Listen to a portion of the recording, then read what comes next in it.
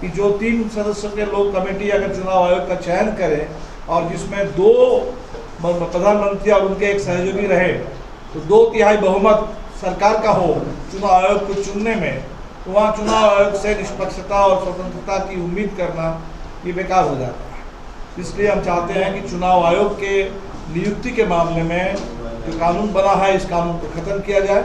Supreme court के सुझाव के अनुसार कानून बने।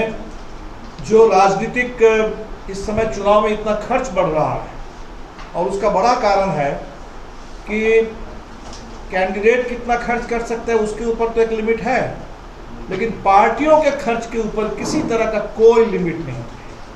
तो हम समझते हैं कि ये अगर सिर्फ कैंडिडेट पर लिमिट हो और पार्टियों के ऊपर कोई लिमिट ना हो, तब चुनाव में ये धन बल का खेल बन जाता है। तो पार्टियों के ऊपर लिमिट हो।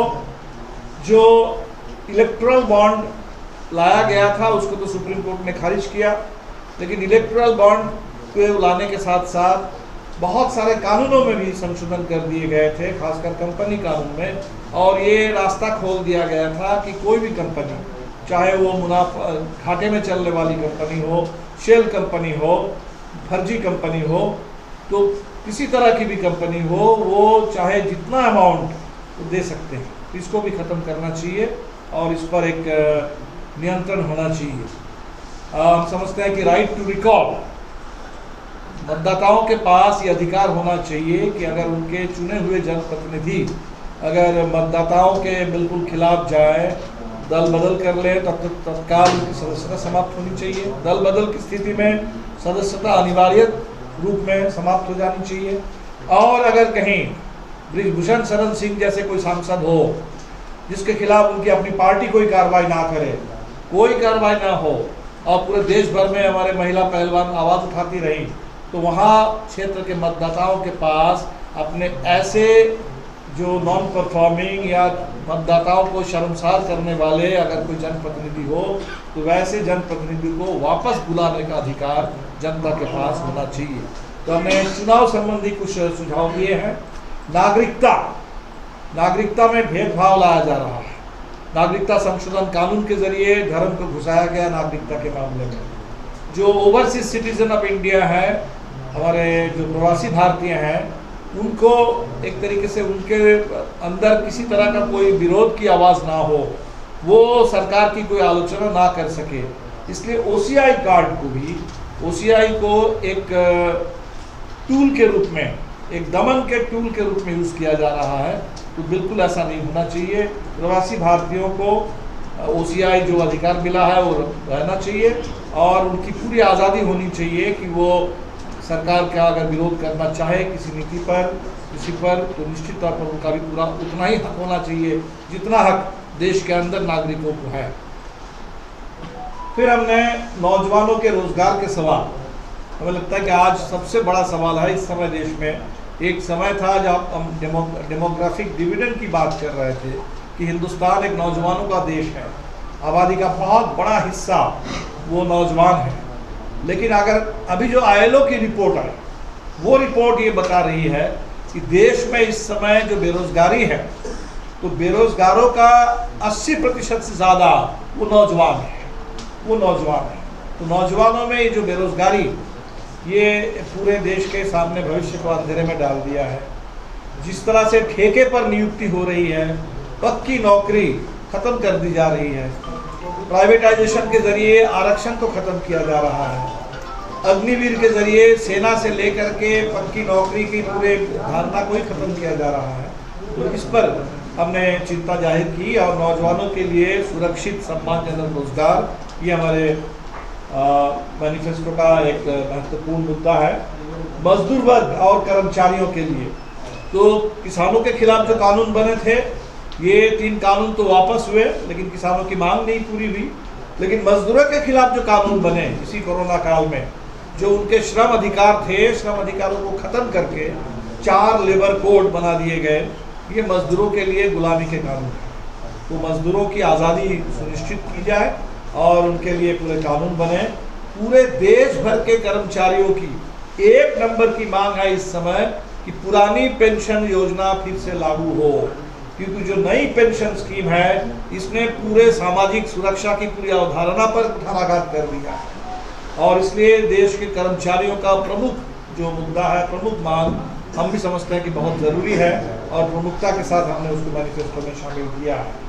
महिलाओं के लिए जो स्कीम वर्कर्स हैं, आज देश के महिलाओं का एक बड़ा हिस्सा, मजदूर वर्ग का भी बड़ा हिस्सा, और बहुत महत्वपूर्ण काम महिलाएं कर रही है शिक्षा, स्वास्थ्य के और पब्लिक सर्विस के मामले में, लेकिन उस काम का कोई सम्मान नहीं है, उस काम के लिए कहीं कोई सुरक्षा नहीं है, कोई उचित वेतनमान नहीं है। तो ये हमारी मांग है। जो किसानों की मांग, उनको तमाम फसलों के लिए स्वामीनाथन आयोग के सिफारिश के मुताबिक एमएसपी की कानूनी गारंटी दी जाए, तो हम समझते हैं कि बहुत ज़रूरी मांग है। स्वामीनाथन जी को मरणोपरांत उनको अभी दे दिया गया भारत रत्न, चरण सिंह को भी भारत रत्न दिया गया, किसानों के बड़े नेता थे। तो किसानों के बड़े नेता या कृषि संकट से किसानों को उबारने के लिए रिपोर्ट बनाने वाले स्वामीनाथन, इनको भारत रत्न तो दे दिया गया, लेकिन किसान की जो मांग है उस मांग पर कहीं कोई कार्रवाई नहीं हो रही है, बल्कि किसान जब दिल्ली आना चाहते हैं, प्रदर्शन करना चाहते हैं, मांग उठाना चाहते हैं, उनको रोका जा रहा है। तो किसान की सबसे बड़ी मांग, दो मांगे हैं, एक फसल की एमएसपी मिले सभी फसलों की और उसकी पूरी कानूनी गारंटी हो, दूसरा कर्जा मुक्ति। ये दोनों मांगे हमने प्रमुखता के साथ शामिल किया। जो बटाईदार किसान हैं उनकी मांगे, और जो मनरेगा मजदूर हैं वहाँ कम से कम 200 दिन काम और 600 रुपये मजदूरी की गारंटी हो। फिर शहर का सवाल है। अब हम देख रहे हैं कि शहरों में गांव से पलायन करके लोग शहर में जाते हैं और शहर पर गरीबों का कोई हक नहीं है। तो शहरों में बुलडोजर चल रहा है, अतिक्रमण हटाने के नाम पर, पूरे खासकर मुस्लिम लोगों को निशाने पर लेकर के, लेकिन आमतौर पर गरीबों को निशाने पर लेकर धड़ल्ले से मकानों को गिराया जा रहा है, कॉलोनियों को पूरी तरह से गिरा दिया जा रहा है। और शहर में पीने का पानी, शहर में लोगों के पास हाउसिंग, लोगों के पास शिक्षा, स्वास्थ्य की सुविधा ये नहीं है। दिल्ली शहर में आम आदमी पार्टी की सरकार ने एक हद तक इस दिशा में कदम बढ़ाया था, हेल्थ के मामले में, एजुकेशन के मामले में, लेकिन आम आदमी पार्टी के तो हेल्थ मिनिस्टर और एजुकेशन मिनिस्टर को जेल में डाल दिया गया। तो हम समझते हैं कि अर्बन गवर्नेंस इम्पॉर्टेंट है और शहरों पर सबका हक हो, गरीबों का हक हो, प्रवासी मजदूरों का हक हो। शहर सिर्फ अमीरों के लिए और वो अपार्टमेंट में रहने वाले लोगों के लिए, गेटेड कम्युनिटीज़ के लिए नहीं है।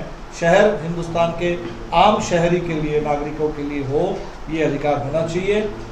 सामाजिक बराबरी की मांग, ये बहुत पुरानी मांग है और बहुत बड़ी मांग है और आज भी बिल्कुल उपेक्षित है। 11 अप्रैल हम फूले को याद करेंगे, फूले की जयंती, और आज से 150 साल पहले फूले ने सामाजिक बराबरी की आवाज़ उठाई थी, सामाजिक गुलामी के खिलाफ आवाज़ उठाई थी।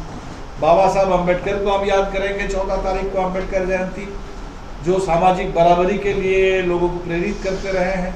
लेकिन आज भी हिंदुस्तान में सामाजिक बराबरी बिल्कुल नहीं है। इसलिए सामाजिक बराबरी और इस दिशा में जो थोड़ा बिहार से एक शुरुआत हुई, कास्ट सेंसस हुआ, कास्ट सेंसस के आधार पर आरक्षण का विस्तार किया गया।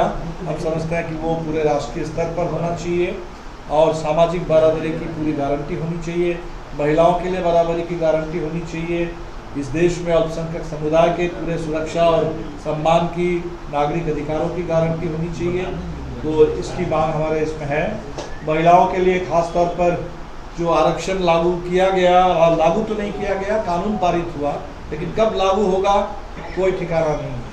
तो हमने सोचा कि ये महिलाओं के साथ बड़ा धोखा हुआ, तत्काल इसको लागू करना चाहिए और नौकरी में 50% महिलाओं के लिए आरक्षण, ये तमाम स्थानीय निकायों पर भी 50% आरक्षण, इसकी हमने मांग की है। महिलाओं के लिए तमाम जो धार्मिक आधार पर कानून बने हैं, तो उन कानूनों में महिलाओं के समान अधिकार की गारंटी की जाए। LGBTQ समुदाय के लिए भी संपूर्ण कानूनी संरक्षण और सुरक्षा की गारंटी हो। कार्यस्थल पर महिलाओं के यौन उत्पीड़न के खिलाफ जो सुप्रीम कोर्ट के फैसले थे वो सख्ती से लागू हो। सबके लिए समान शिक्षा, नई शिक्षा नीति रद्द हो।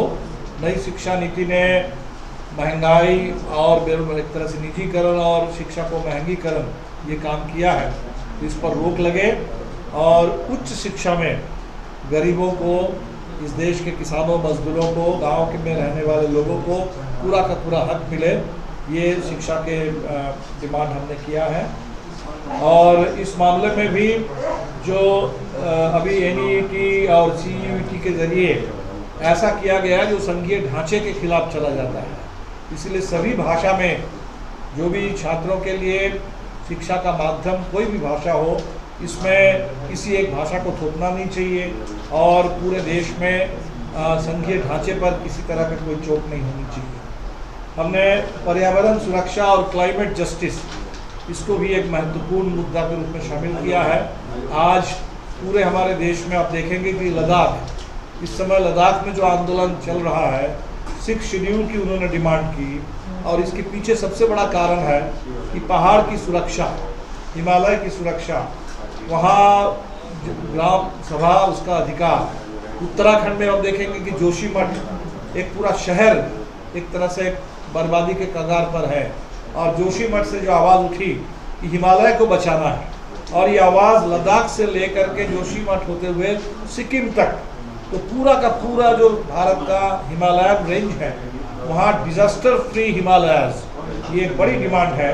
और इस हिसाब से जिस समय आज जिस तरह का कंस्ट्रक्शन का काम चल रहा है, वो जो हमने देखा सिलकियारा सुरंग में, तो ये कंस्ट्रक्शन का काम बहुत घातक हो रहा है। तो पहाड़ के लिए, पहाड़ के में रहने वाले लोगों के लिए, वहाँ की सुरक्षा के लिए, नाजुक पर्यावरण के लिए बहुत खतरनाक है। इस पर रोक लगनी चाहिए। और बिल्कुल इसी तरह जो भारत का तटीय इलाका है, कोस्टल रीजन है, हसदेव जैसी जंगल है जिसको काटा जा रहा है, तो जल जंगल ज़मीन हिंदुस्तान के कोस्टल रीजन और पहाड़ी इलाका, तो इसकी संपूर्ण सुरक्षा की गारंटी हो। आर्थिक नीतियों की दिशा बदले। आर्थिक नीति में लगातार एक तरह से किसान, मजदूर, गरीब, मध्यम वर्ग के लोग, छोटे उद्योग, छोटे कारोबार, छोटे व्यापारी, इनकी कमर तोड़ करके रख दिया। GST हो, नोटबंदी हो, लॉकडाउन हो, ये तमाम, और इसके साथ साथ जो निजीकरण हो रहा है, इसमें आर्थिक नीति पूरी तरह से जन विरोधी बन गई। तो इस निजीकरण पर रोक लगे। इस पूरी आर्थिक नीति जो अमीर परस्त पूरी तरह से बना दिया गया, अदानी परस्त, अंबानी परस्त, कॉरपोरेट राज के लिए आर्थिक नीति, इस दिशा को बदल करके किसानों के लिए, मजदूरों के लिए, मेहनत कशों के लिए, गरीबों के जन कल्याण के लिए आर्थिक नीति बने। हमने सरकार की जवाबदेही, क्योंकि लगातार हम देख रहे हैं कि सरकार सत्ता अनियंत्रित हो रही है, सत्ता के ऊपर किसी तरह की कोई निगरानी नहीं है। और आज देश में जो एग्जीक्यूटिव है वो लग रहा है कि पूरे डेमोक्रेसी को बुलडोज कर रहा है। तो सत्ता के ऊपर निगरानी, सत्ता के ऊपर नियंत्रण, सत्ता का उत्तरदायित्व तय करना, जो जिस समय कॉन्स्टिट्यूएंट असेंबली में डिबेट हुई थी और कुछ लोग चाहते थे कि भारत में प्रेसिडेंशियल सिस्टम बने, बाबा साहब ने कहा कि नहीं, पार्लियामेंट्री सिस्टम बने, ताकि इस देश में सत्ता के ऊपर संसद के जरिए जनता की ओर से थोड़ा नियंत्रण, थोड़ी निगरानी हो, संस्थाएं काम करें, मीडिया काम करे, ताकि सत्ता बेरोक-टोक ना हो जाए। और जैसे जैसे सत्ता बेरोक-टोक हो गई देश में, तो सत्ता, अनियंत्रित सत्ता का मतलब, वो अंग्रेजी की जो कहावत है, power corrupts, absolute power corrupts absolutely. तो अगर पावर एब्सोल्यूट हो जाएगा तो एब्सोल्यूट पावर और एब्सोल्यूट करप्शन, ये दोनों एक ही सिक्के के दो पहलू हैं। तो और इसीलिए जैसे जैसे सत्ता अनियंत्रित हो रही है, बेलगाम हो रही है, भ्रष्टाचार भी बेलगाम हो रहा है। भ्रष्टाचार को कानूनी जामा पहना दिया जा रहा है। इलेक्ट्रल बॉन्ड का कानून बना देने से भ्रष्टाचार वो सही नहीं हो जाता है। भ्रष्टाचार भ्रष्टाचार ही रहता है, भले आप उसको कानून बना दे थोड़ी देर के लिए। तो सुप्रीम कोर्ट ने उस कानून को रोका है। तो गवर्नेंस पर कानून का शासन और सरकार की अकाउंटेबिलिटी तय हो। और दो बातें हमने रखी है। एक है कि देश का जो संघीय ढांचा है वो लगातार कमज़ोर हो रहा है। इसमें गवर्नर को तो एक तरह से पूरी तरह से हम देख रहे हैं कि तमाम विपक्ष शासित राज्यों में वो केंद्र सरकार के रूलिंग पार्टी के एजेंट के रूप में काम कर रहे हैं। तो हमें तो लगता है कि अब समय आ गया कि गवर्नर का पोस्ट ही खत्म कर दिया जाए। ये पोस्ट का दुरुपयोग नहीं हो रहा है। ये गवर्नर का जो पोस्ट है वो यूनिवर्सिटी के वाइस चांसलर के रूप में भी, तो ये पूरे फेडरलिज्म ख़त्म कर रहा है। हमें लगता है कि इस पर देश के फेडरलिज्म को फिर से मजबूत बनाने की ज़रूरत है। और अंत में जहाँ तक विदेश नीति की बात है, तो हिंदुस्तान की विदेश नीति, इतने बड़े देश और हमारी विदेश नीति विश्व शांति के पक्ष में हो, दुनिया में न्याय के पक्ष में हो। जहाँ भी युद्ध थोपा जा रहा है, जहाँ भी, चाहे वो यूक्रेन जैसा वार हो, वो पैलेस्टाइन में गाज़ा पर इजराइल की ओर से थोपा जा रहा जनसंहार हो, इसके खिलाफ हिंदुस्तान की आवाज़ बुलंद होनी चाहिए। भारत की आवाज़ बहुत कमज़ोर पड़ गई है, तो भारत की आवाज़ मजबूत रहे दुनिया के मंच पर। और हमें लगता है कि जिस तरह से भारत को अमेरिका के साथ और इजराइल के साथ बांध के रख दिया गया, और उतना ही पड़ोसी देशों से हम अलग थलग पड़ते जा रहे हैं। अभी श्रीलंका से भी हम अलग थलग, नेपाल भी हिंदुस्तान से हम नज़दीकी नहीं महसूस करता, बांग्लादेश भी नहीं करता, तो हम इजराइल से और अमेरिका से दोस्ती करेंगे और तमाम जो पड़ोसी मुल्क है, पड़ोसी मुल्क से हमारी कोई दोस्ती नहीं रहेगी। ये तो हिंदुस्तान की विदेश नीति को कमज़ोर करके रखते हैं। तो हमें लगता है कि देश में हमारी विदेश नीति को भी एक विश्व शांति के लिए, जो हमारे पड़ोसी मुल्क है उनके साथ और बेहतर मित्रता के लिए, और दुनिया भर में भारत के मजदूरों को, प्रवासी भारतीयों को भी सम्मान मिले और विश्व शांति और भाईचारा उसकी गारंटी हो, इस दिशा में बढ़ना चाहिए। ये 15 मुद्दे हैं और हर मुद्दे पर हमने 4-5 मांगें रखी है। और आप कह सकते हैं कि इस दौर के लिए सबसे प्रमुख जो सवाल उभर करके आए हैं आंदोलनों के ज़रिए, उन सवालों को हमने इसमें शामिल किया है देश के लोकतंत्र को मजबूत बनाने के लिए। हम समझते हैं कि पिछले 10 साल में देश को काफ़ी हद तक बर्बाद कर दिया गया, हमारे लोकतंत्र को बेहद कमज़ोर कर दिया गया, संविधान पर ज़बरदस्त हमले हुए, और इसलिए एकदम बिल्कुल ज़रूरी है कि तीसरी बार के लिए मोदी सरकार लौट करके नहीं आए। मोदी सरकार अगर तीसरी बार लौट कर आती है, हिंदुस्तान के लिए बहुत बहुत बड़ी दुर्घटना होगी, बहुत बड़ा हादसा होगा। इससे देश को बिल्कुल बचाना चाहिए, और पिछले 10 साल में जो बर्बादी हुई है इसकी भरपाई ठीक से करनी होगी। और इसीलिए इंडिया गठबंधन को विजयी बनाने की अपील हम पूरे देश के आवाम से कर रहे हैं। हम तो बहुत सीमित सीटों पर लड़ रहे हैं, बिहार में सिर्फ 3 सीट, झारखंड में 1 सीट, सिर्फ 4 ही सीट हम इंडिया गठबंधन के तहत लड़ रहे हैं। लेकिन हमारी पूरी कोशिश रहेगी कि गठबंधन को एक निर्णायक जनादेश मिले, बिहार में भी मिले, झारखंड में भी मिले, और जहां हम चुनाव नहीं भी लड़ रहे हैं उन तमाम राज्यों में हमारी पूरी कोशिश है, हमारे तमाम साथी काम कर रहे हैं, और जनता से ही अपील रहेगी। इस बार का चुनाव निर्णायक चुनाव है, तो 2024 जैसे 2004 में एक उस समय सोचना कठिन था कि अटल बिहारी वाजपेयी की सरकार हार सकती है, आडवाणी की सरकार हार सकती है, प्रमोद महाजन का उस समय का जो पूरे लैपटॉप के तिक्रम थे वो तिक्रम उसको शिकस्त मिल सकती है। तो लेकिन आज उससे भी खतरनाक स्थिति है। लेकिन 2004 में जो संभव हो पाया था वो 24 में भी संभव होना चाहिए। हिंदुस्तान आगे बढ़े, लोकतंत्र जिंदा रहे, संविधान सुरक्षित रहे, और इस देश लोकतंत्र के दिशा में आगे बढ़े। इसी अपील के साथ ये घोषणा पत्र आपके बीच में है, और आपके माध्यम से हम उम्मीद करते हैं कि जनता तक इस घोषणा पत्र की आवाज़ पहुँचे। सर,